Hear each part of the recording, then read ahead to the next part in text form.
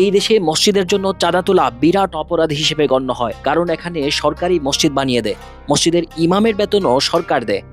তবে মসজিদে দান করতে চাইলে সরকারকেই দিতে হবে। সরকার যেখানে প্রয়োজন মনে করবে সেখানে মসজিদ বানাবে।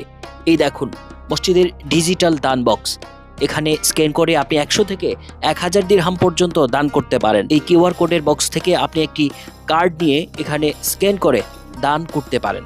এটা চলে যায় সরকারের সংশ্লিষ্ট তহবিলে, মসজিদ কার্যক্রম বিষয়ক অধিদপ্তর আওকাফে। দেখুন দানের কত সুন্দর ব্যবস্থা আরব আমিরাতের আবুধাবিতে। মসজিদের জন্য রাস্তার পাশে, সড়কের পাশে সাইনবোর্ড টানিয়ে মাইক বাজিয়ে রাস্তা আটকায় না তারা। আপনার ইচ্ছে হলে আপনি এরকম একটি কিউআর কোড নিয়ে যাবেন বাসায়, মোবাইলে স্ক্যান করে পেমেন্ট করে দেবেন।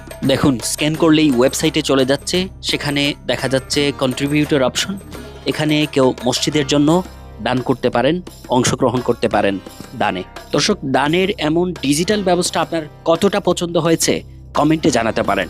বাংলাদেশে বিভিন্ন রাস্তার পাশে বা বাসে উঠে যে দান নেওয়া হয় এবং দানটা দেয়া হয়, সেটা কি সঠিক জায়গায় পৌঁছে?